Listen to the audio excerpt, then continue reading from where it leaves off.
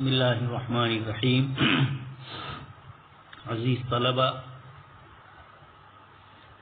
مقیس علیہ کے حکم کی شرطیں، مقیس یعنی فرا کی شرطیں، تیسرے نمبر پر علت کی شرطیں، ان تین کا ذکر ہو چکا ہے. اس میں سب سے زیادہ جس کا اہتمام ہے وہ شروط العلہ ہے، دوسرے نمبر پر شروط الفرا ہے، اور پھر اس کے نتیجے میں اصل کی جو حکم ہے اس کی جو شرطیں ہیں، جو آپ مقیس علیہ کے حکم کی شرطیں، مقیس علیہ کی اپنی ذاتی شرط نہیں ہوتی، اس کے حکم کی شرطیں یہ آپ سن چکے ہیں، اس لیے اس کو اخیر میں ذکر کر رہا ہوں. کتاب میں مولانا نے اس کو چوتھے نمبر پر ذکر کیا ہے. جو اب تک گزر چکی ہے باتیں اس کے ضمن میں حکم کی شرطیں یعنی مقیس علیہ کی حکم کی جو شرط ہے وہ بھی آپ سن ہی چکے ہیں، لیکن یہاں چونکہ کتاب میں اس کو ذکر کیا ہے اس لیے اس نسبت سے اس کو بھی پڑھا جا رہا ہے. شروط الحکم، حکم کی شرطیں مولانا نے سب سے پہلے ذکر کیا ہے، مولانا عبید اللہ صاحب نے، قولہ شرعیہ. مقیس علیہ پر جو حکم ہے، جس کو مقیس علیہ بنایا گیا، یہ کتاب و سنت ہے یا اجماع ہے. اور یقینی بات ہے کہ کتاب و سنت اور اجماع سے جو حکم ثابت ہوتا ہے یہ شرعی حکم ہی ہوگا. شرعی اصطلاحات میں جو حکم ہوتے ہیں ان میں سے اوامر یا نواہی کے جو بھی احکام ہیں ان کے متعلق ہی ہوگا. ہاں، مناطقہ کے یہاں یا علماء بلاغت کے یہاں چونکہ وہاں بھی مشبہ بھی ہی ہوتا ہے، تو علماء بلاغت کے یہاں کسی چیز کا حکم لگتا ہے، یقینی بات ہے کہ اس کا تعلق فصاحت بلاغت سے ہے. لیکن اسی طرح عام احوال میں دنیا میں لوگ ایک چیز کی دوسری چیز کے ساتھ تشبیہ دیتے ہیں اور دونوں کے درمیان کی علت بھی اپنے انداز میں ذکر کرتے ہیں، تو یہ یہاں بھی شرعی نہیں ہوگا، اس لیے کہ یہ دنیاوی امور ہے. لیکن جب ایک فقیہ اور ایک مجتہد گفتگو کرے گا تو یقینی بات ہے کہ اس کی گفتگو کوئی عام انسانوں کی گفتگو یا بلاغت وغیرہ والوں کی طرح کوئی تشبیہات مقصود نہیں ہوتی ہے. یہاں شرعی احکام کی اجتہادات اور استنباطات ہوتے ہیں، جدید پیش آمدہ مسائل کو اگلے اس سے پہلے جو اس سے ملتے جلتے مسائل ہیں اسی میں آ رہا ہے، مناسبت، ملائمت، ان میں سے کوئی نہ کوئی ہے، اس نسبت سے ہم ذکر کرتے ہیں. تو یقینی بات ہے کہ مقیس علیہ کا حکم بھی شرعی اور مقیس کا جو حکم اس پر لگ رہا ہے وہ بھی شرعی. دوسرے نمبر پر مولانا نے فرمایا کونہ غیر مختص بالاصل. یہ جو حکم لگایا جا رہا ہے یہ کسی ایک نص کے یعنی کوئی تخصیص ہے جس کی بنیاد پر مقیس علیہ ہی تک ہے. تو یقینی بات ہے کہ جب اس حکم کا تعلق مقیس علیہ کی ذات سے ہے تو اب یہ قیاس دوسروں پر نہیں کیا جائے گا اور دوسروں کو مقیس نہیں بنایا جائے گا. مثال آپ سن ہی چکے ہیں، جناب نبی اکرم صلی اللہ علیہ وسلم کی جو خصوصیات ہے اسی طرح وہ آپ صلی اللہ علیہ وسلم کی ذات اقدس کے ساتھ خاص ہوگی. حضرت خزیمہ رضی اللہ تعالیٰ عنہ کی شہادت کو، اکیلے کی شہادت کو مانا گیا، یہ انہی کے ساتھ ہے، اس لیے ان پر دوسروں کو قیاس نہیں کیا جائے گا. اس طرح کی جتنی بھی یہ تخصیصات ہوگی، جس درجے کی بھی تخصیصات تفضیل فضیلت کے لیے بھی آتی ہے جیسے آپ صلی اللہ علیہ وسلم کی فضیلت کے لیے، یا تخصیصات آتی ہے سزا کے لیے، جیسے یہود کے متعلق قرآن نے فرمایا فَبِظُلْمٍ مِّنَ الَّذِينَ هَادُوا حَرَّمْنَا عَلَيْهِمْ، تو یہ اب ان کے اوپر ہی آئے گا، ان کے علاوہ دوسروں کے ساتھ اس کا تعلق نہیں. خیر یہ تو پھر بھی شرائع من قبلانہ سے بھی اس کا تعلق ہے. اچھا، تو مقیس علیہ کا اصل کے ساتھ مختص ہونا ہوگا، یعنی جب یہ سیاق و سباق اس بات کا تقاضا کرتا ہے کہ یہ حکم محض ان کے ساتھ مختص ہے تو ان کے اوپر دوسرے کو قیاس نہیں کیا جائے گا. یہ بھی آپ سن ہی چکے ہیں مثال ہے. تیسرے نمبر پر مولانا لکھا ہے کونہ غیر منسوخ، اس کا منسوخ نہ ہونا. یقینی بات ہے کہ جو حکم منسوخ ہو چکے ہیں ان کو مقیس علیہ کیسے بنا سکتے ہیں؟ وہ خود ذاتی طور پر حکم ثابت نہیں ہے یا تھا کسی زمانے میں اب منسوخ ہو چکا ہے، تو یقینی بات ہے کہ اب اس کو مدار کیسے بنایا جائے گا. اس لیے اس کا منسوخ ہونا یہ بھی حکم کو فاسد کر دیتا ہے. چوتھے نمبر پر فرمایا عدم تغیرہ فی الفرع عما کان علیہ فی الاصل. مقیس علیہ کا حکم اس میں فرع میں جا کر تغیر نہ ہو جائے. مقیس علیہ میں یہ حکم حکمت کے لیے ہے، مقیس میں جا کر یہ تنزیہی بن جائے. مقیس علیہ میں یہ حکم فرضیت کے درجے میں ہے اور مقیس میں جا کر اس کی یعنی مقیس علیہ پر کسی نئے پیش آمدہ مسئلے کو ہم نے قیاس کیا اور مقیس علیہ میں یہ حکم وجوبی تھا، اور اب جب مقیس پر ہم حکم لگا رہے ہیں سنیت یا استحباب کا لگا رہے ہیں تو یقینی بات ہے کہ حکم کی تاثیر مقیس علیہ میں جو رہی مقیس میں جا کر وہ بدل گئی، اس لیے اس کی تاثیر اتنی قوی نہیں ہے کہ دوسرے تک وہ مؤثر ہو سکا. اس اعتبار سے اس کے مقیس علیہ ہونے میں کمی آ گئی.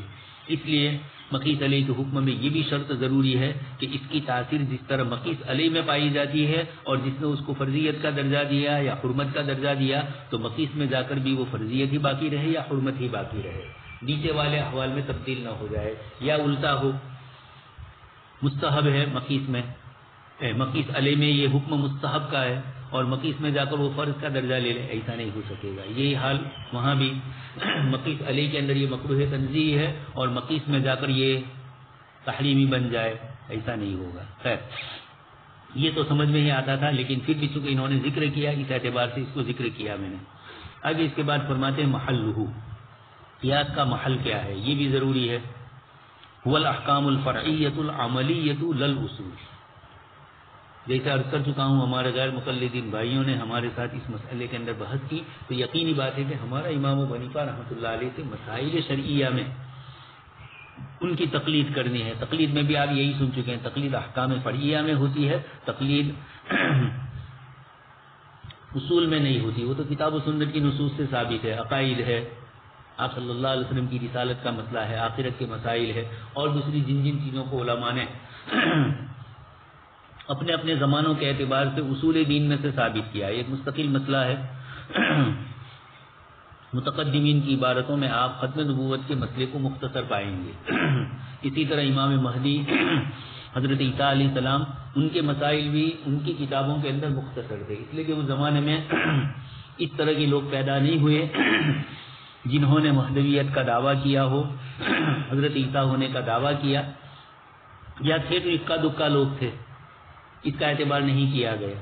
لیکن حضرت مولانا شاہ عبد الحق محدث دہلوی رحمۃ اللہ علیہ کی کتاب تکمیل الایمان اور اسی کا اردو ترجمہ حضرت مولانا اندر شاہ کشمیری رحمۃ اللہ علیہ نے کیا ہے، ایمان کیا ہے۔ ایمان کیا ہے، ایک تو حضرت مولانا منظور نعمانی رحمۃ اللہ علیہ کی کتاب ہے اور ایک عربی کتاب ہے تکمیل الایمان اور اسی کا ترجمہ مولانا نے کیا اندر شاہ صاحب رحمۃ اللہ علیہ نے، اور اس کے اندر انہوں نے اس کا نام ایمان کیا ہے رکھا۔ اس میں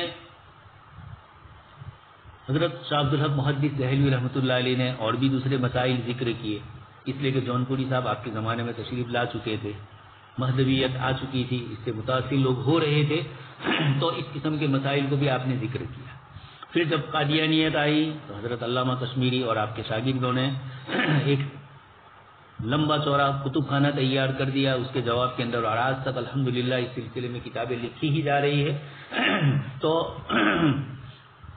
عقائد کے باب میں تقلید نہیں کی جاتی، تقلید کی جاتی ہے احکامات میں، اس لیے قیاس کا تعلق بھی احکام فرعیہ عملیہ سے ہوگا، اصول سے نہیں ہوگا۔ وقضا لا يجوز اثبات الحدود والکفارات، اسی طرح سن چکے ہیں شرعی وہ باتیں جو تعبدی ہے یا جہاں ماوراء العقل ہے، اسلامی سزائیں، ہم اپنی طرف سے اس کے اندر قیاس نہیں کر سکتے اور کسی دوسرے نئے پیش آمدہ مسئلے میں اس طرح کی سزا متعین کرنے جائیں، یہ صحیح نہیں ہوگا۔ کفارات بھی کتاب و سنت کی نصوص سے جو ثابت ہے، اب ان کے اندر قیاس کر کے دوسرے کوئی نئے کفارے کی قسم ہم نکالیں، یہ کسی طریقے سے علماء کرام کے یہاں جائز نہیں ہوگا۔ آگے اب ایک جملہ فرماتے ہیں وَقَدِ اخْتَلَفُوا فِي إِثْبَاتِ الْأَحْكَامِ الْوَضْعِيَّةِ بِهِ، احکام وضعیہ فی اثبات الاحکام الوضعیۃ بھی، آیا احکام وضعیہ کا اثبات قیاس کے ذریعے ہو سکتا ہے یا نہیں؟ احکام وضعیہ اور احکام جعلیہ۔ احکام وضعیہ مثال آپ سن چکے ہیں، علت کو، سبب کو، شرط کو، ان کو کہا جاتا ہے احکام وضعیہ۔ آیا ان احکام وضعیہ کے اثبات کے لیے فی اثبات الاحکام الوضعیۃ بھی بالقیاس، قیاس کو بنیاد بنایا جا سکتا ہے؟ علماء کرام کے درمیان اختلاف ہوا۔ ایک وجہ یہ ہے کہ نصوص سے ہی کسی چیز کا علت ہونا، کسی چیز کا سبب ہونا، کسی چیز کا شرط ہونا معلوم ہوتا ہے۔ جن حضرات کی نظر نصوص کی ان گہرائیوں پر گئی اور انہوں نے یہ کہا کہ جب نصوص سے اس کا ثبوت ہو رہا ہے تو قیاس کے ذریعے ان چیزوں کو ثابت نہیں مانا جائے گا، اس لیے کہ یہ وہ چیزیں ہیں جو کتاب و سنت کے نصوص کے اندر کبھی علیت ہونا، کبھی سببیت ہونا، کبھی شرطیت ہونا معلوم ہوتا ہے۔ ذرا اس کو تفصیل سے سمجھنا ہے۔ حضرت علامہ بلیاوی رحمۃ اللہ علیہ کے درس کے اندر ایک شاگرد نے اشکال کیا، حدیث دجال جو آئی اور اس کے اندر آپ صلی اللہ علیہ وسلم نے فرمایا کہ ایک دن ایک سال کے برابر ہوگا۔ صحابہ کرام نے سوال کیا ہماری نمازوں کا کیا ہوگا؟ آپ صلی اللہ علیہ وسلم نے فرمایا کہ اندازہ لگا کر اس کو ادا کیا جائے۔ پھر اندازہ کس کو کہتے ہیں؟ چونکہ یہ مسئلہ بھی اب ہمارے زمانے میں ان ایام کے اندر یورپ کے ملکوں کے اندر کئی ممالک ایسے ہیں جہاں فجر کا وقت ہوتا ہی نہیں ہے، عشاء کے فوراً بعد سورج نکل آتا ہے، آدھی رات کا سورج۔ حضرت مولانا تقی صاحب کے سفر نامے میں آپ نے ناروے کے سفر کے اندر اس مسئلے کو ذکر کیا ہے۔ خیر، تو صحابہ کرام نے یہ سوال کیا، آپ صلی اللہ علیہ وسلم نے فرمایا۔ اس کو بنیاد بنا کر ہمارے یہاں بھی، احناف کے یہاں بھی ایک ضعیف قول ہے کہ جب وقت ہی نہیں ہوتا ہے تو ان عبادتوں کی فرضیت نہیں ہوگی۔ اس وقت انگلینڈ میں کچھ علماء کرام ہیں جنہوں نے اس طرح کے استدلالات بھی کیے، یہ شذمۃ قلیلہ ہے، لیکن بولنے والے اس طرح بولے کہ جب نماز کا وقت ہی نہیں ہوتا ہے۔ اس کی مثال کنز کے حاشیے کے اندر دی ہے کہ جب پہنی ہی کسی کی نہیں ہے، یہ حصہ کٹ چکا ہے تو اب اس کے اوپر ہاتھ دھونا فرض ہی نہیں ہوگا، اس لیے کہ ہاتھ ہی نہیں رہا۔ یہ استدلال کر کے انہوں نے یہ کہا کہ جب نماز کا وقت ہی نہیں ہوتا ہے تو پھر نمازوں کی فرضیت کا سوال کیسے آئے؟ فجر کی نماز گویا فرض ہی نہیں ہوگی۔ اس طرح جن حضرات نے دلیلیں کی، حضرت علامہ بلیاوی رحمۃ اللہ علیہ سے ایک طالب علم نے جب یہ کہا کہ حضرت ان علاقوں میں نمازوں کے اوقات ہی نہیں ہوتے ہیں تو پھر نماز فرض کیسے ہوگی؟ اب یہاں سمجھنا ہے، ان الصلاۃ کانت علی المؤمنین کتابا موقوتا، نماز مومنین کے لیے ایک وقت مقررہ پر اللہ پاک کی طرف سے فرض کی ہے۔ یہ آیت بتلاتی ہے کہ کتابا موقوتا ہے، اور جب یہ کتاب موقوت آتا ہی نہیں ہے تو نماز فرض نہیں ہونی چاہیے۔ لیکن اللہ کے نبی صلی اللہ علیہ وسلم نے صحابہ کرام کو فرمایا کہ اوقات سے اس کا اندازہ لگایا جائے۔ یہ اس بات کی دلیل ہے کہ اوقات جو ہے یہ شرط کے درجے میں ہے، اس لیے ان اوقات کے آنے کے وقت بطور شرط کے نماز کی فرضیت ہمارے اوپر آ رہی ہے۔ ظہر کا وقت ہوتا ہے، اس پر بھی ایک لطیفہ ہے۔ چند سال پہلے ایک صاحب آئے، انہوں نے مجھے کہا کہ ہمیں ایک امام صاحب کی ضرورت ہے۔ ان کی تنخواہ کے متعلق میں نے پوچھا تو انہوں نے تنخواہ بتلائی کم۔ میں نے کہا تنخواہ تھوڑی کم ہے۔ انہوں نے مجھے کہا کہ مولانا 2.5 گھنٹہ ہی تو پورا ہوتا ہے 5 نمازوں کا۔ میں نے کہا خیر ٹھیک ہے، اتنی ہی آپ جو تنخواہ کہہ رہے ہیں وہی دی جائے گی آپ کی طرف سے، میں ایک امام کو بھیجوں گا اور صبح میں 2.5 گھنٹے میں 500 نمازیں پڑھا دیں گے۔ کہا یہ تو نماز نہیں ہوگی۔ میں نے کہا آپ یہ کہہ رہے ہیں کہ 2.5 گھنٹہ ہے تو اب 2.5 گھنٹے میں وہ امام صاحب پڑھا دیں گے 500 نمازیں؟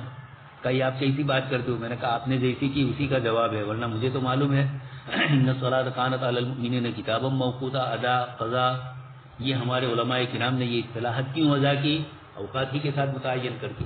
لیکن نماز کی فرضیت بطور علت کے ان اوقات کی وجہ سے نہیں ہوئی ہے، بطور علت کے تو اللہ پاک کا حکم ہے، آپ صلی اللہ علیہ وسلم کے احکام ہے، اس بنیاد پر ہی آئی۔ تو اوقات تو شروط کے درجے میں ہے۔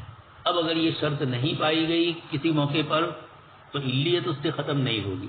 شاید مجھے آپ کو یہ کہنا ہے کہ یہ علت ہونا، شرط ہونا، سبب ہونا، علامت ہونا، یہ فقہائے کرام نے کتاب و سنت کی نصوص میں سے نکال کر ایک تو ان کی تعریف کی اور ان کے درمیان انتشار نہ ہو جیسے یہ کچھ لوگ کر رہے ہیں، تو علت کی تعریف الگ کی، شرط کی تعریف الگ کی، سبب کی تعریف الگ کی۔ یہ اسی لیے علماء کرام نے ان سب کو کہا جاتا ہے احکام وضعیہ۔ یہ احکام وضعیہ پر یعنی احکام وضعیہ یعنی اب قیاس کر کے کسی اور نئی چیز کو کہیں شرط کہا جائے جو کتاب و سنت کی نصوص سے معلوم نہیں ہوتی ہے، آیا قیاس کے ذریعے کسی چیز کا سبب ہونا، شرط ہونا، علت ہونا یہ محسوس ہو سکتا ہے، معلوم ہو سکتا ہے؟ اور اگر معلوم ہوتا ہے تو کیا اس کا شرعی اعتبار سے وہی اعتبار کیا جائے گا جو نصوص سے ثابت ہونے والی علتوں کا ہوتا ہے؟ علماء کرام کے درمیان اس میں اختلاف ہوا۔ کچھ حضرات نے احکام وضعیہ کا اعتبار قیاس کے لیے نہیں کیا، یعنی یہ کہا کہ جو نصوص سے ثابت ہے احکام وضعیہ، شرطیت ہونا، سببیت، ان کو تو ہم مانیں گے۔ لیکن دوسرے کچھ علماء کرام ہیں جنہوں نے کہا کہ نہیں، تو یہ ضمن مولانا نے گفتگو کی ہے کہ احکام وضعیہ سے قیاس کا ثبوت ہوگا، یعنی قیاس کے ذریعے ان کا ثبوت ہوگا، یعنی جو نصوص سے ثابت ہے اس کی نفی نہیں ہو رہی، وہ تو اپنی جگہ پر ہے اور اسی پر تو مسائل کی بنا رکھی علماء نے اور اس کی بنیاد پر ان چیزوں کو رکھا۔ تو علامہ بلیاوی رحمۃ اللہ علیہ نے اس طالب علم کو اسی طرح اشارہ کیا کہ آیا نماز کی فرضیت اوقات سے ہوتی ہے؟ یہ تو شرط کے درجے میں ہے. لیت جو اس کی ہے، اصل جو لم ہے وہ تو اللہ پاک کا حکم ہے. اسی لیے آپ سن چکے ہیں ہر نماز کا جب وقت ہوتا ہے تو اللہ پاک کی طرف سے امر متوجہ ہوتا ہے. تو یہ اقیم الصلاۃ ایک مکمل پیکیج ہے، اور ہر نماز کے وقت یہی اقیم الصلاۃ ہمارے سامنے آتا ہے جب وقت ہوتا ہے تب، اور اسی لیے وقت سے پہلے ادا نہیں ہوگی. وقت کے بعد ادا کریں گے تو قضا اس کو شمار کیا جائے گا. جن عبادتوں کے اندر تقدیم کی اجازت دی گئی ہے، جمع تقدیم کی، اور اس طرح کے کچھ مسائل ہے اس میں تو گنجائشیں ہے، لیکن عام احوال کے اندر بہت سے لوگ مسئلہ پوچھتے ہیں وقت ابھی ہوا نہیں لیکن ٹرین کا سفر ہے، ایئر کا سفر ہے، تو آیا ہم کیا کریں، ابھی سے ادا کر لیں. تو جن عبادتوں کے اوقات میں ائمہ میں اختلاف ہے وہاں تو گنجائش ہے، مثل اول اور مثل ثانی، اور اسی طرح مغرب کی نماز کے وقت میں. لیکن جہاں اختلاف نہیں ہے، مثلا مثل اول سے پہلے ابھی ظہری کا وقت ہے اور آپ عصر کی نماز ادا کر رہے ہیں، تو علماء کے یہاں اس کی گنجائش نہیں ہے. خیر، یہ آج کل اس قسم کے مسائل لوگ کثرت سے پوچھ رہے ہیں کہ نماز قضا ہوگی. ہم نے کہا شریعت مطہرہ نے جب وقت ہی نہیں دیا ہے اور پھر قضا کی آپ کے لیے گنجائشیں ہیں تو آپ قضا ہی کریں گے. ہاں، جہاں علماء کے درمیان اختلاف ہے تو علماء کے اختلاف کے موقع پر ہمارے لیے یسر ہو جاتا ہے. آپ سفر میں جا رہے ہیں، معلوم ہے کہ عصر کی نماز میری گڑبڑ ہوگی، مثلا بروز سے شتابدی میں بیٹھے ہیں تو عمومی طور پر اس طرح کے مسئلے پیش آتے ہیں، گرمی کے دنوں میں الگ اور سردی کے دنوں میں الگ.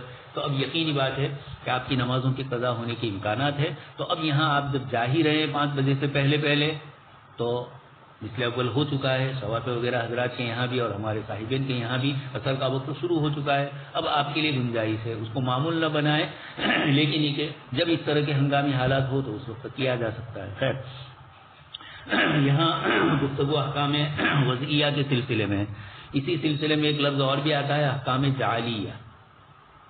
جیسے یہ وضعیہ ہے، جعلیہ ہے کہ آدمی اپنی طرف سے کسی چیز کو شرط قرار دے. جیسے مکلف آدمی اپنے کسی عمل کے ذریعے کہے کہ اگر یہ چیز ایسی ہوئی تو میں یہ کروں گا، فلانا کام ہو گیا تو میں یہ کروں گا، فلانی چیز. تو علیت، سببیت، شرطیت، یہ جو آپ لا رہے ہیں یہ جعلیت آپ اپنی طرف سے لا رہے ہیں.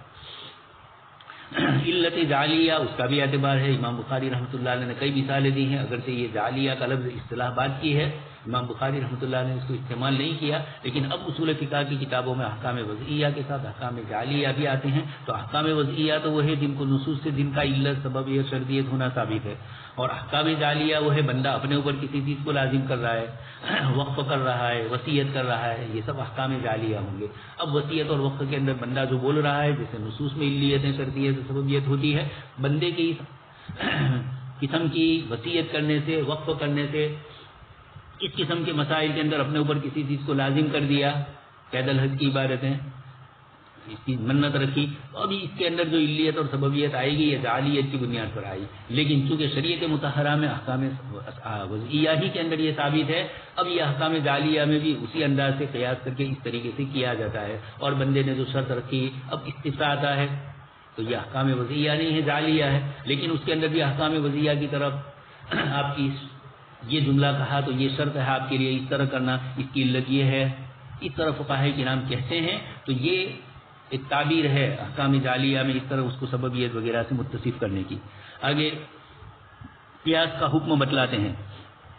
ثبوت حکم المنصوص لما لا نص فيه بغالب الرائے فی حق الصحۃ ومع احتمال الخطأ. جب ایک مجتہد قیاس کر کے کسی مسئلے کا حکم نکالتا ہے، مقیس علیہ، مقیس، علت وغیرہ سب، تو مقیس علیہ تو موجود ہے، مقیس علیہ کا حکم بھی موجود ہے. اب آپ اس کا انتباہ کر رہے ہیں اس نئے پیش آمدہ مسئلے میں، تو 100% آپ کا کتاب و سنت اور اجماع کی نصوص کے ساتھ ان مقیس علیہ کے اوپر آپ کا یہ قیاس آپ کی حتی الامکان کوششوں سے، اور علماء کرام نے جو شرطیں ذکر کی، اصل کے حکم کی، فرع کی اور علت کی شرطوں کی، آپ نے ان تمام کا لحاظ کیا. یا کہ آپ جس مسلک کے ماننے والے ہیں اس مسلک کے علماء نے، یعنی ائمہ شوافع نے، ائمہ احناف نے جو شرطیں مسلک کے اعتبار سے متعین کی اور وہ مسلک میں بھی متفق علیہ ہے، تو ان شرطوں کا لحاظ کرتے ہوئے آپ نے یہ ساری کوششیں کی ہے. لیکن اجتہد برائے ہے، اگر درست ہوا تو اللہ پاک کی طرف سے، اور اگر خطا ہوئی فمنی، عبداللہ ابن مسعود رضی اللہ تعالیٰ عنہ نے جو جملہ فرمایا، اسی طرح یہاں پر بھی اس لیے کہا جاتا ہے اشباح النظائر کا ایک تو وہ حصہ ہے جو درسیات میں شامل ہے، اور ایک اس کے علاوہ کچھ اشباح النظائر کتاب جو ابن نجیم کی ہے اس کا کچھ حصہ وہ ہے جو درس نظامی میں شامل نہیں ہے۔ اسی میں لکھا ہے کہ جب آپ سے پوچھا جائے آپ کے مسلک کے متعلق تو آپ یہی کہیں گے کہ ہم درستگی پر ہے اور خطا کے احتمال کے ساتھ۔ مسلک کی بات ہو رہی ہے، مذہب کی نہیں، یعنی مذہب سے مراد عقائد کی بات اگر ہو رہی ہے تو آپ یہ کہو کہ ہم درستگی پر ہیں خطا کے احتمال کے ساتھ۔ کبھی کبھار ہمارے بزرگوں کی طرف سے اس طرح کی چیزیں کہی گئی ہے تو وہ احتیاط کے طور پر، اور وہ ان مسائل کی بنیاد پر جو مسائل مختلف کی ہے اس بنیاد پر وہ حضرات کہتے ہیں، اور جن مسائل میں اختلاف نہیں ہے، نصوص سے ہی جن مسائل کی مخالفت لازم آ رہی ہے، اللہ پاک کی ذات عالی کے لیے علم غیب کو ثابت کرنا، آپ صلی اللہ علیہ وسلم کے لیے حاضر ناظر کے مسئلے، تو وہاں یہ نہیں کہا جائے گا کہ ہم لوگ درستگی پر ہے اور ہمارے مقابلے کے لوگ خطا کے احتمال کے ساتھ ہے۔ یہ ضمنی مسائل میں ہوتا ہے، عقائد میں نہیں ہوتا ہے۔ اسی لیے دلیل میں آگے مولانا فرماتے ہیں لِأَنَّ الدَّلِيلَ ظَنِّيٌّ فَلَا يَجُوزُ الْقَطْعُ بِمَا يَظْهَرُ لَنَا بِالْقِيَاسِ۔ ہم نے امکانی طور پر کوشش کی اس قیاس کو کتاب و سنت کی نصوص سے اقرب کرنے کے لیے ساری شروط وغیرہ کا لحاظ کر کے، لیکن پھر بھی یہ نصوص کی صراحت سے ثابت نہیں ہے، اس لیے یہ دلیل ہماری ظنی سمجھی جائے گی۔ اس کی مثال حرمت مسکرین بالقیاس علی الخمر، جتنی بھی نشاور اشیاء ہے شراب کے اوپر قیاس کر کے ہم اس کا حکم لگائیں گے۔ کبھی هذا المثال الخمر مقیس علیہ واسن، چونکہ یہ کتاب نیچے کے درجات کے بچوں کے لیے ہے، اس لیے مولانا نے اس کے اندر جو چیزیں ذکر کی آپ حضرات کا، آپ کی شان میں شان افتائیت کے اندر کمی نہ ہو، لیکن مولانا نے جو کچھ فرمایا بچوں کے لیے ہے، اس لیے صرف اس کو ہم سرد عبارت کے طور پر پڑھ لیتے ہیں۔ مقیس علیہ اور اصل شراب ہے، اور مسکر غیرہا مقیس وفرع، جتنے اس کے علاوہ دنیا میں نشاور اشیاء پائی جاتی ہے شراب کے علاوہ ان سب کو مقیس کہا گیا۔ والاسکار علت جامعۃ، اور نشاور ہونا یہی وہ علت ہے، آگے آئے گا صبر اور تقسیم میں تخریج منات تحقیق منات میں مثال دے کر کہ مختلف چیزیں علت بن سکتی تھی، اس کا سیال ہونا، اسی طرح اس کا اس رنگ میں ہونا، اس کا اس طریقے سے ہونا، لیکن یہ سب کی سب وہ علتیں ہیں جو علت ناقصہ علت جامعہ نہیں ہے۔ اور اس کا نشاور ہونا اس لیے کہ یہاں شریعت کی طرف سے اس کی حرمت کا حکم لگ رہا ہے، تو شریعت حرمت کسی کلر کی بنیاد پر، رنگت کی بنیاد پر نہیں لگاتی ہے، کسی کے جامل اور سیال ہونے کی بنیاد پر نہیں لگاتی، ایسا وصف جو مؤثر ہو اور جو شریعت مطہرہ میں قابل اعتبار ہو۔ تو نشاور ہونے کے بعد آدمی کی زبان سے وہ چیزیں نکلے گی، آدمی کے عمل سے وہ چیز نکلے گی جو اس کو تکلیف کے دائرے سے نکال دیتی ہے، اور شریعت مطہرہ اس کو مکلف بنانا چاہتی ہے، تو ان چیزوں کا اعتبار ہوگا۔ اس لیے وصف اسکار ہی ایسا ہے جو مشترک وصف ہے، شراب میں بھی پایا گیا اور عصر حاضر کی دوسری جتنی مسکرات ہیں ان میں بھی پایا گیا۔ اگر ان میں اس درجے کا پایا گیا تو، اور فقہائے کرام نے جو اس کے مسکر ہونے کے لیے جو شرطیں ذکر کی، اور احناف کے یہاں بھی چونکہ شراب کے سلسلے میں انگوری شراب کے اور دوسری شرابوں کے مسائل الگ الگ ہیں، ان سب کا لحاظ کرتے ہوئے یہ حکم ہے۔ وحرمتہما حکم جامع لہما، اس پر حرمت آئی، اس نئی چیز کے اوپر بھی آپ نے حکم لگایا حرمت کا، اس لیے کہ اسکار کی صفت پائی گئی، اور شراب کی حرمت یہ ثابت ہے کتاب و سنت سے، بس اس کے علاوہ مسکرات کی حرمت ثابت ہوئی بتعدیت الحکم الثابت بالکتاب، کتاب اللہ سے جو حکم ثابت ہے اس کا تعدیہ کیا گیا، الی الفرع، عصر حاضر کی جو نئی چیز آئی اس کی طرف، بحکم القیاس، یہ جو عمل ہوا ہمارا یہ قیاس کا عمل ہوا، قیاس کیا ہم نے مقیس علی مقیس وصف جامع وغیرہ کو تلاش کی، یہی وہ پورا قیاس ہے۔ آگے مولانا ایک گفتگو کرتے ہیں، اور اس کتاب کی یہ خصوصیت ہے کہ جب دو چیزیں ایک دوسرے سے ملتی جلتی محسوس ہوتی ہے اور طالب علم اس میں پریشان ہوتا ہے، تو مولانا عبید اللہ صاحب یہ کرتے ہیں کہ دونوں کے فرق کو بھی واضح کرتے ہیں، جیسے قیاس اور دلالت النص ظاہری اعتبار سے دونوں میں محسوس ہو کہ ایک ہی عمل ہے، اسی طرح ہمارے طالب علم جب عربی صوب میں شرح اصول شاسی جب شروع میں، یعنی اس کے شروع کے ابواب ہوتے ہیں، خاص عام مشترک معول وغیرہ، یہ جب بحث شروع ہوتی ہے خاصۃ النوع خاصۃ الجنس، تو وہاں پر کئی اصطلاحات ٹکراتی ہے۔ ایک تو نحو کی ہے، اسم فعل حرف، اور خود منطق میں بھی ادات کا لفظ آتا ہے، پھر منطق میں فعل، یہ بحث شرح تہذیب کے شروع میں آپ سن چکے ہیں۔ اسی طریقے سے اصول کی بھی اصطلاحات، نحو کی اصطلاحات سے بھی کبھی کبھار کچھ ملتی جلتی ہوتی ہے اور منطق سے تو اس کا زیادہ ہے. خود قیاس اقترانی، قیاس تمثیلی، استثنائی آپ سن چکے ہیں یہ مثالیں. تو طالب علم وہاں انتشار میں ہوتا ہے. مناطقہ کے یہاں ایک اصطلاح جنس کی ہوتی ہے اور فقہا کے یہاں بھی جنس کی اصطلاح. مناطقہ مرد اور عورت دونوں کو ایک ہی جنس میں شمار کریں گے اس لیے کہ حیوان ناطق ہونے کے اعتبار سے. اس کے مقابلے کے اندر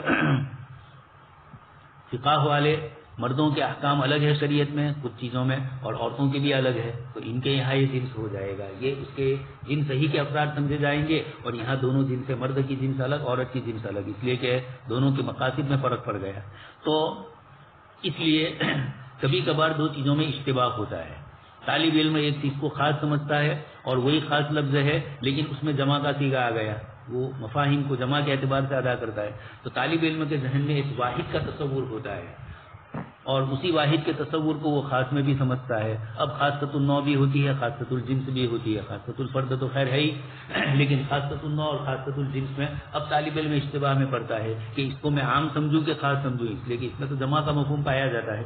یہ اصطلاحات کا اس طرح کا فرق جو ہوتا ہے یہ اساتذہ کے لیے ضروری ہوتا ہے. آپ بھی آئندہ سال فارغ ہونے کے بعد کہیں کسی ادارے سے وابستہ ہوں گے تو ابتدائی اصطلاحات نحو کی، منطق کی، صرف کی بھی کچھ، تجوید کی بھی کچھ، صرف اور تجوید کی کچھ اصطلاحات ایک دوسرے سے ملتی جلتی آئے گی.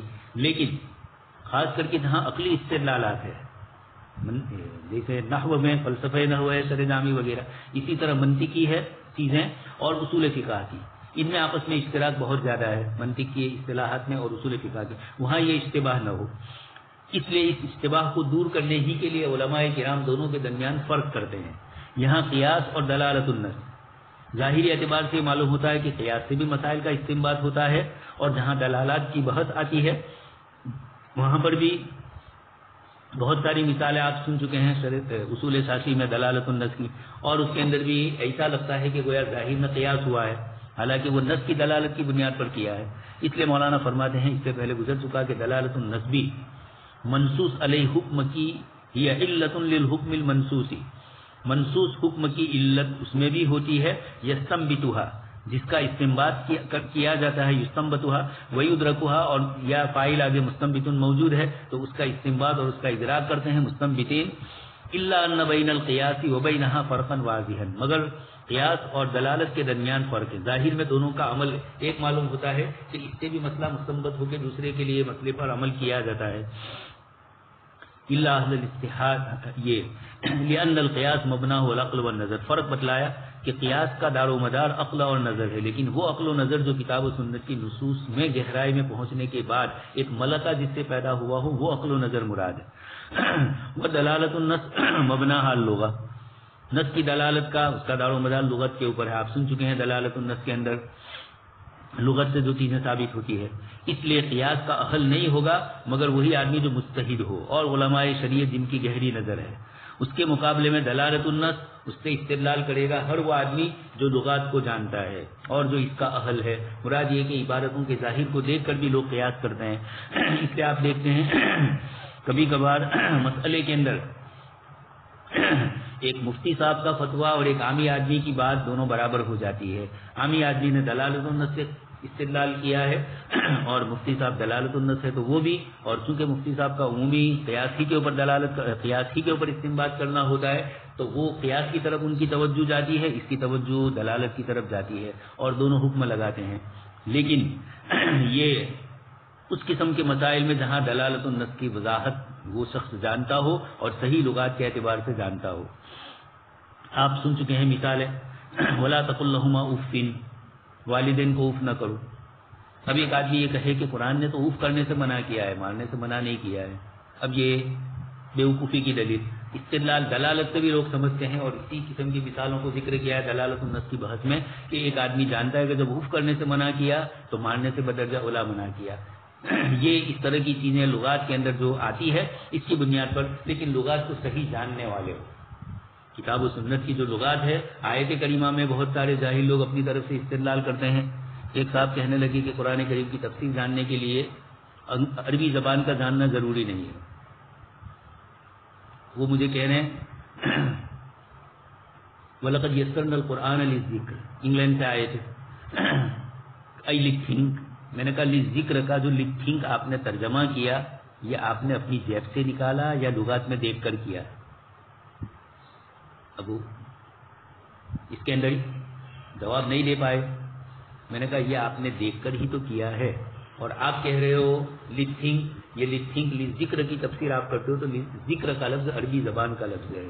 جب تک اہل لسان سے مفسرین سے شکایت ہے تو مفسرین نے اس کے جو معانی مراد لیے ہیں وہ جب تک آپ نہیں سمجھیں گے وہاں تک آپ تفسیر کیسے کریں گے؟ وہ تفسیر کرتے تھے انگریزی سے انگریزی. میں نے کہا یہ بھی تو کسی انگریزی لکھے ہوئے والے کہ آپ نقل کر رہے ہو، تو یہ بہت ضروری ہے. خیر، تو دلالت النص بھی یہ نہ کہے کہ یہ دلالت النص ہے. کوئی بھی بات آپ نے کہہ دی اور آپ کہو گے یہ نص کی دلالت ہے، آپ کی دلالت ہوگی وہ الگ ہوگی، اور نص کی جو دلالت ہوگی تو اس کو عربی زبان کو جاننا ضروری، عربی نحو صرف کو جاننا ضروری، بلاغت اور اسلوب کلام کو جاننا ضروری.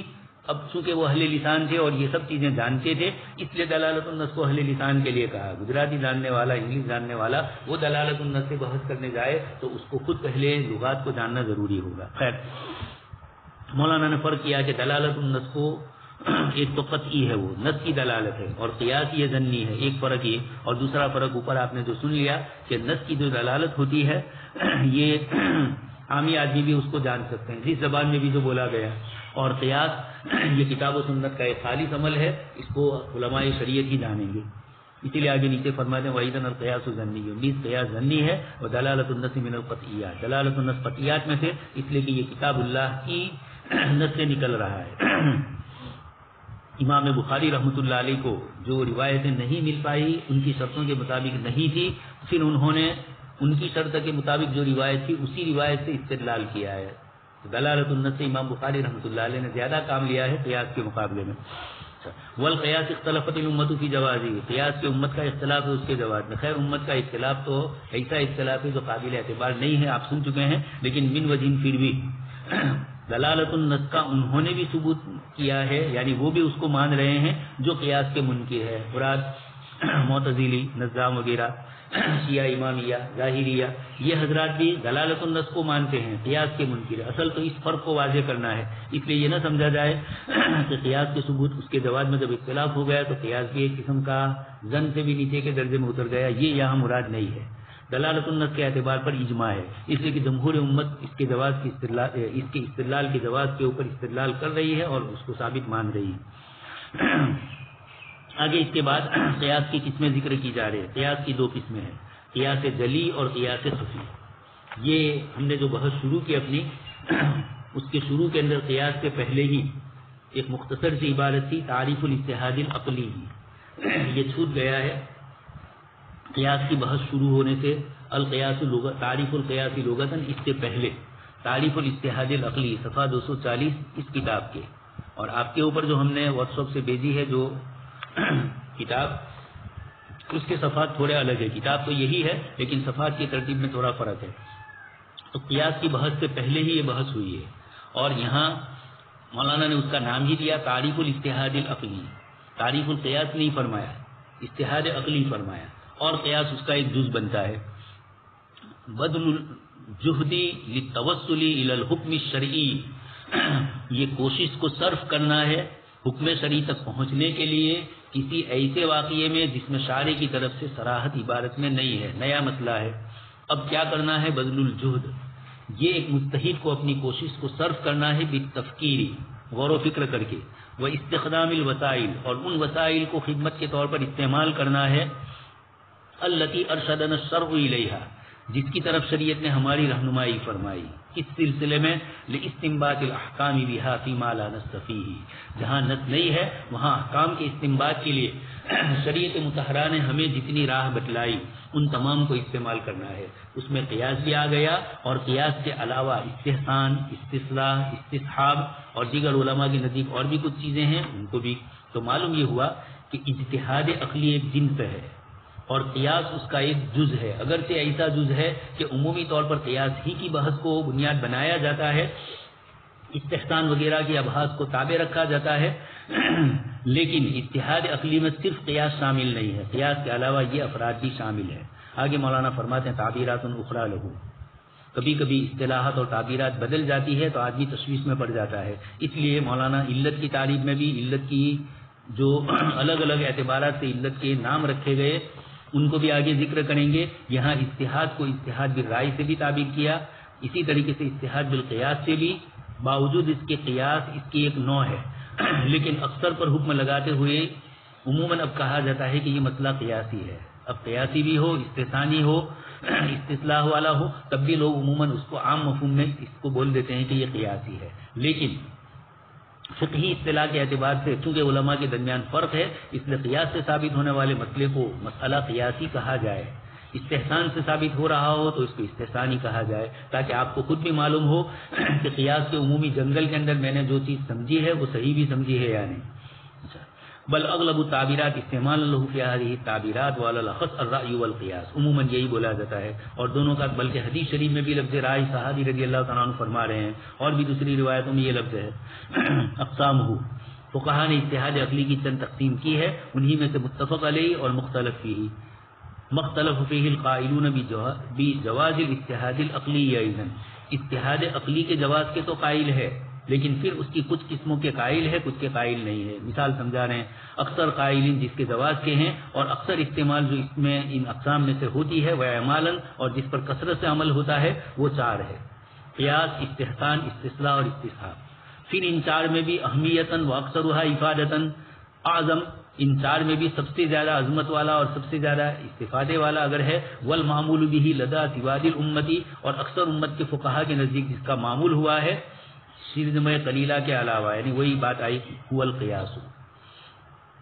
اکثر اب جب بھی بولا جاتا ہے اجتہاد کا لفظ تو اس سے قیاس مراد ہوتا ہے, حالانکہ وہی اکیلا اجتہاد نہیں ہے, قیاسی اکیلا, لیکن قیاس کا اعلیٰ فرد ہے, اجتہاد کا قیاس اعلیٰ فرد ہے, اس لیے قیاس کا بھی اعتبار کیا, قیاس ہی کا اعتبار عموماً کیا جاتا ہے. چنانچہ آگے فرماتے ہیں هو الذی, یہ قیاسی وہ ہے استخدمہ العلماء, علماء نے اپنی خدمت کا محور اسی کو بنایا. واستمدوا به فی معظم المسائل غیر المنصوصہ, اور نئے پیش آمدہ غیر منصوص مسائل کے اندر انہوں نے اکثر استمدو جو مدد حاصل کی, زیادہ سے زیادہ جس سے اکتساب فیض کیا, وغلب استعمالہ فی اعمال الاجتہاد العقلی, اور اب لوگوں کے اکثر استعمال کے اعتبار سے بھی اتحاد عقلی میں اعمال عمل کرنے کے اعتبار سے انه لا يعرف بالاصل الرابع الا القياس. اب جب بھی بولا جاتا ہے اتحاد کا لفظ تو اصل رابع جس کو قیاس سے تعبیر کیا جاتا ہے وہی مراد ہے عام کتب میں اور عند معظم الاصولیین اکثر اصولیین کے نزدیک.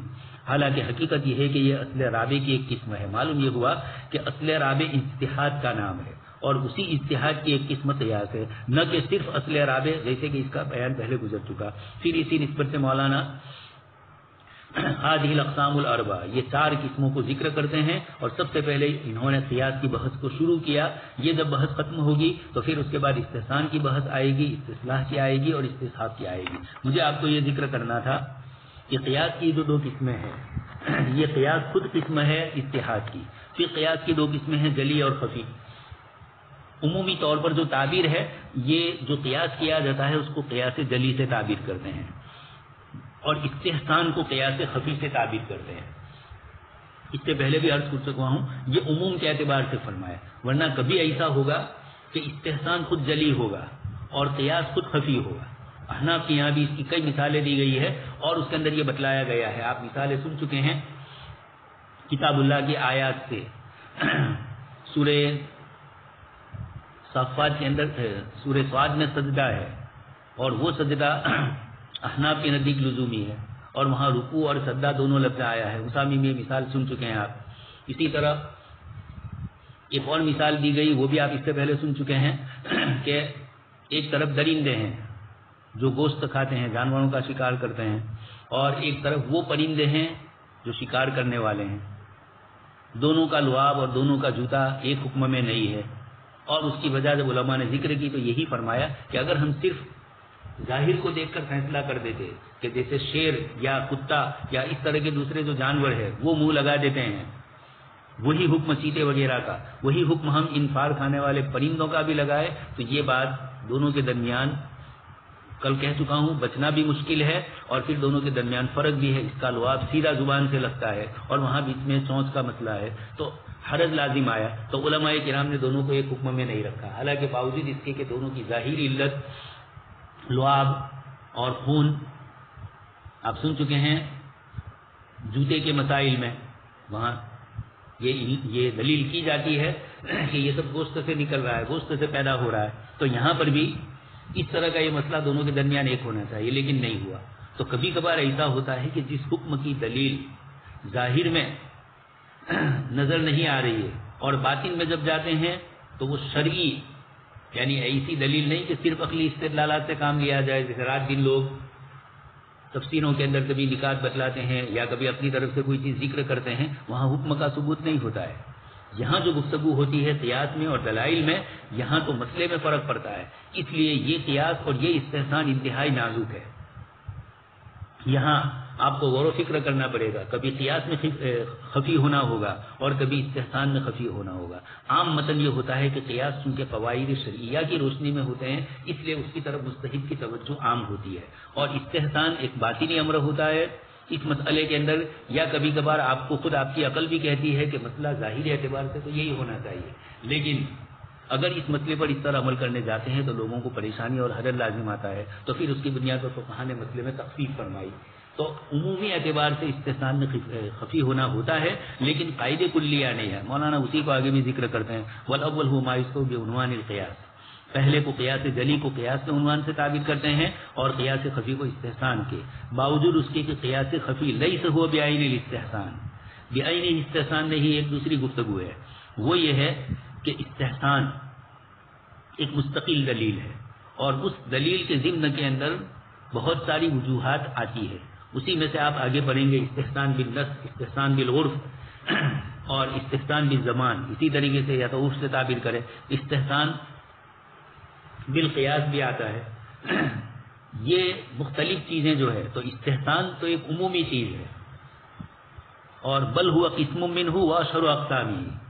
قیاس خفی میں یعنی استحسان ایک عمومی لفظ ہے, قیاس خفی اس کا ایک جز ہے. لیکن اس کی وجہ کیا ہے؟ لأن الاستحسان انما هو كل ما يستدل به على خلاف القياس. یہ عمومی مفہوم ہے استدلال کا. ہر وہ مسئلہ جس کے اندر مجتہد قیاس کے خلاف استدلال کرے گا اس کو استحسان کہا جائے گا. اب مجتہد کو قیاس کے خلاف استدلال کرنے کی ضرورت کیوں پیش آئی؟ یا تو نص کی وجہ سے یا عرف کی وجہ سے یا اضطرار اور مجبوری کی پریشانی کی وجہ سے. یہ مختلف وجوہات ہیں. اس لیے قیاس خفی وہ عین استحسان نہیں ہے, استحسان میں عموم ہے اور قیاس خفی اس کا ایک حصہ ہے. یہ آگے بھی یہ بحث آئے گی استحسان کی بحث میں. اب آگے اس کے بعد العلت, علت کی شرطیں تو اجمالی طور پر گزر چکی. اب علت کی کچھ وہ شرطیں ذکر کرتے ہیں جس کا ایک مجتہد کو سابقہ پڑتا ہے رات دن اپنے دلائل کے اندر. اس لیے انہوں نے مولانا نے نیچے شروط العلتی کے عنوان سے علت کی تعریف کرنے کے بعد اور اس کی تعبیرات کے بعد تیسرے نمبر پر ذکر کیا ہے شروط العلت, جبکہ آپ علت کی شرطیں اس سے پہلے پڑھ چکے ہیں چند, اور اسی کو وضاحت سے پھر ہم نے ذکر کیا تھا. لیکن اب یہ کہا جائے کہ ایک مجتہد اس کے وصف جامع کی معرفت جب اس کو ہو گئی تو وصف جامع کی معرفت صرف یہی کافی نہیں ہے اس کے لیے اجتہاد کے لیے, بلکہ اس کے لیے ضروری ہوگا کچھ دلیلوں کا ہونا اس وصف کے قوی ہونے پر, اس وصف کے شرعی ہونے کے اوپر. یہ کس سے ثابت ہوتا ہے؟ یہ چند چیزوں سے ثابت ہوتا ہے.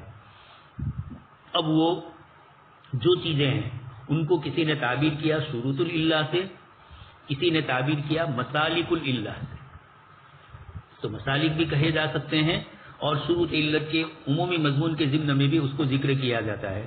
مولانا نے چونکہ یہ بہت زیادہ اہتمام والی تھی اس لیے شروط علت کا تو اجمالی طور پر ذکر کر کے اس کو ذکر کر دیا. اور اب علت کی شرطوں کے اندر وصفیت کے اعتبار سے وصفیت کا تاثیر والا ہونا, وصف جامع کا اس کا ظاہر ہونا, منضبط ہونا, یہ تھوڑا آ چکا تھا. عدم مخالفت اور مناسبہ, یہ جو چند چیزیں ذکر کر رہے ہیں آگے تفصیل سے ان کو ذکر کر رہے ہیں, اس کو شروط علت کا یہاں عنوان دیا. دوسری کتابوں میں آپ سنیں گے مسالک علت کا عنوان دیا. تو دونوں میں کوئی فرق نہیں ہے. البتہ کبھی کسی نے کسی چیز کی وضاحت زیادہ کی، کسی کی کم کی، وہ ایک الگ بحث ہے. خیر، یہاں پہلے گفتگو تعریف العلہ پر ہے. علت کی تعریف ایک تو لغوی ہوتی ہے، یہاں وہ لغوی تعریف نہیں کی. آپ جانتے ہی ہے عربی سوم کے بچوں کو علت کی تعریف بتلائی جاتی ہے، اللہ کا معنی بتلایا جاتا ہے، علت والا ہونا. اور حروف علت کو بھی آپ جانتے ہیں اس کو کیوں کہتے ہیں. اصطلاحاً من حیث کونہ حکما وضعیا، اصطلاحی اعتبار سے اس کو یعنی حکم وضعی کے اعتبار سے، یعنی علماء کرام نے جب اس طریقے کی اصطلاحات کے متعلق گفتگو کی اور انہوں نے نصوص کے اندر غور کیا تو ان کو نظر آیا کہ ایک وصف قوی ہے، ایک چیز قوت والی ہے، ایک اس سے کم ہے، یا حیثیتیں بدل جاتی ہے. کوئی حکم کے وجود کے لیے بنتی ہے یعنی اس کے اوپر مدار ہوتا ہے، کہیں کسی جگہ پر وجود کے لیے ہوتا ہے اور کہیں جگہ پر وجوب کے لیے ہوتا ہے. اس اعتبار سے جب علماء نے غور و فکر کیا تو ان کو علت کی جو تعریف نظر آئی، الوصف الخارجی الذی یؤثر فی وجود الشیء، کسی شے کے وجود میں اثر انداز ہوتا ہے. ایک تو چیز پائی جا رہی ہے لیکن اس وقت پر موقوف ہے تو اس کو تو شرط کہا جائے گا، اور یہاں تاثیر اس کی ذاتی اس کے وجود ہی میں ہے. اس لیے علت اور سبب کے درمیان آپ فرق سن چکے ہیں. جب بھی علت پائی جائے گی حکم پایا جائے گا، لیکن سبب اور مسبب کے اندر کبھی تخلف بھی ہوتا ہے، سبب پایا جائے اور مسبب نہ پایا جائے. ویسے تو علت میں بھی ہوتا ہے لیکن عام متن علت میں نہیں ہوتا ہے، وہاں دوسری وجوہات ہوتی ہے. سبب اور علت میں یہ فرق ہونے کی بنیاد پر کہ یہ موجب ہے، وہاں تک پہنچنے کا ذریعہ بن رہا ہے، اور یہ علت ہی ہے. اس لیے یقینی بات ہے کہ علت تو وجود شے میں اثر انداز ہونے والی ہے، اس کا جزو لا ينفك بن گئی ہے، اس لیے اس کے ہونے پر حکم کا وجود آگے آ رہا ہے. طرد اور عکس، وہ وصف خارجی کہہ کر یہ بتلا دیا کہ اصل شے کا جز نہیں ہے، لیکن ایسا جز ہے خارجی ہو کر بھی، جیسے آپ نمازوں کے لیے سن چکے ہیں. ہمارے بچوں کی زبان میں مکتب کے باہر کے فرض، نماز کے اندر کے فرض، تو باہر کے ہونے کے باوجود وہ فرائض میں شامل ہوئے، رکن نہیں ہوئے لیکن فرض ضرور بنے ہو. اس طریقے سے یہ علت کی بھی یہ تعریف کی گئی. یہ تو جو اس کی تعریف کی گئی یہ منطق میں بھی یہ تعریف ہوگی، اور اس طریقے سے دوسرے جہاں جہاں علت کی یہ بحثیں آتی ہے عقلی علوم میں، وہاں سب کے اندر علت کی یہ تعریف کی جائے گی. اس لیے حکم وضعی کے اعتبار سے تعریف کی. لیکن اب جب شرعی اصطلاح کے اعتبار سے، فقہائے مجتہدین کے اعتبار سے بات آئے گی تو اس کی تعریف وہی کر رہے ہیں جو اس سے پہلے آپ سن چکے ہیں. وہ وصف مشترک جو مقیس اور مقیس علیہ دونوں کے درمیان ہے، اور ایسا وصف مشترک ہے یعنی ایسا وصف ہے، ایک تو مشترک ہونا چاہیے مقیس اور مقیس علیہ کے درمیان، اور مقیس علیہ میں وہ جو وصف ہے ایسا ہے کہ یبتنی علیہ حکم المقیس علیہ، مقیس علیہ کے حکم کا مدار اس پر ہے. لیکن مقیس علیہ جب نصوص ہے تو اب وہاں دو پہلو ہو جاتے ہیں. جیسے عرض کر چکا ہوں اس سے پہلے کہ جو نصوص سے جو احکام ثابت ہوئے، نماز ہے، روزہ ہے، زکوٰۃ ہے، حج وغیرہ آیات کی روشنی میں، وہاں اور اسی طریقے سے جو ممنوعات میں سے شراب ہے، جوا ہے اور اس طرح کی دوسری چیزوں کو جو شریعت نے منع فرمایا، وہاں شریعت نے سیاق و سباق میں کہیں اس کی علت ذکر کی، کہیں نہیں کی، لیکن علماء نے مستنبط کی. بہت زیادہ غور و فکر کے ذریعے ان کو معلوم ہوا اور اتفاق ہوا علماء کا اس کے اوپر. تو اب بات یہ ہے کہ اقیم الصلاۃ، نماز پڑھیے. اب کوئی یہ کہے کہ اقیم الصلاۃ اس لیے فرض ہوا تو اس کی کوئی دلیل دوسری کرے، اس کے مقابل یا تو وقت وغیرہ جیسے کچھ لوگوں نے کہا.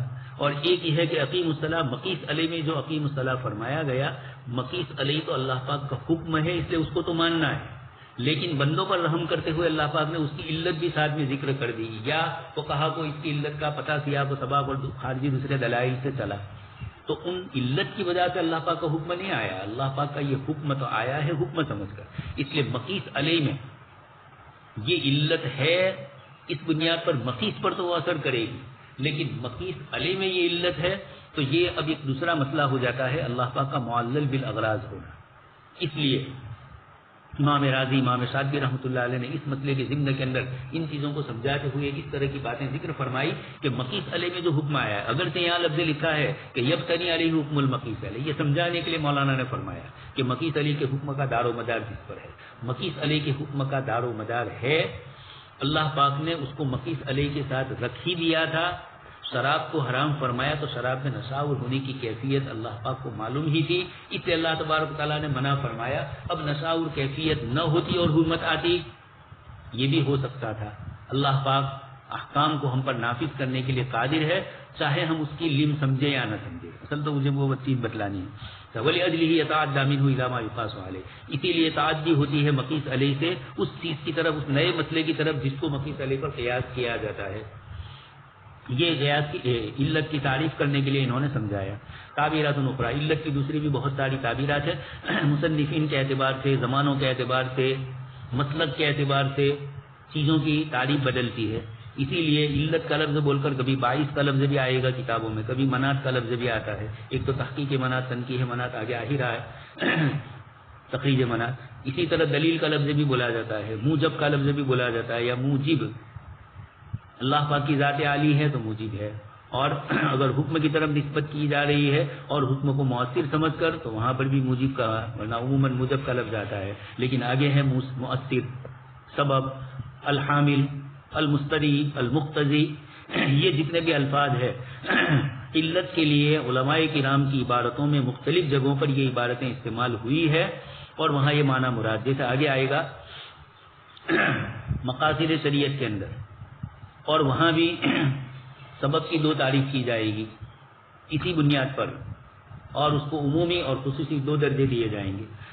آگے اس کے بعد علت کی شرطیں ذکر کرتے ہیں، اور یہاں شرطوں سے کیا مراد؟ وہی جو مناطقات ہیں، یہاں شرط سے معنی مراد ہے ما یلزم علیہ ابتداء ما کان علتا لحکم، کسی حکم کی علت بننے کے لیے جس چیز کا دار و مدار کرنا ہے. ما یلزم علیہ، جس پر لازم آئے، ابتناء، بنیاد، ما کان علتا لحکم، حکم کی علت بننے کے لیے ابتدا ہونا، جس کا بنیادی ہونا لازم آئے. وَيَتَوَقَّفُ عَلَيْهِ صَلَاحُهُ، اور جس پر اس کی صلاحیت موقوف ہو، اس کا صالح ہونا. علت یعنی پائی جاتی ہے لیکن شرط کی بنیاد پر وہ علت ابھی موقوف ہے، شرط نہیں پائی جا رہی، اس لیے وہ علت اپنی علت ناقصہ جس کو کہا گیا. لِأَنْ يُؤَثِّرَ فِي شَيْءٍ، اس طور پر کہ وہ کسی چیز میں اثر انداز ہو، اور اس طور پر کہ کسی چیز پر کوئی حکم لگانے کے لیے جب یہ شرط ہوتی ہے تو حکم لگتا ہے. اس لیے کہا کہ علت کی شرطوں سے مراد جس کے اوپر علت کا دار و مدار ہو. شرط ہونے کے اعتبار سے نفس علیت پائی جا رہی ہے لیکن اوصاف نہیں پائے جاتے ہیں کسی بھی درجے کے، یا شروط نہیں پائی جاتی، اسی کو سمجھایا. آگے ان کو 5 میں تقسیم کرتے ہیں اور تفصیلی طور پر ہر ایک کے اوپر گفتگو آگے مولانا کرتے ہیں. سبحان اللہ و بحمدہ، سبحانک اللہم و بحمدک، اشہد ان لا الہ الا انت، نستغفرک و نتوب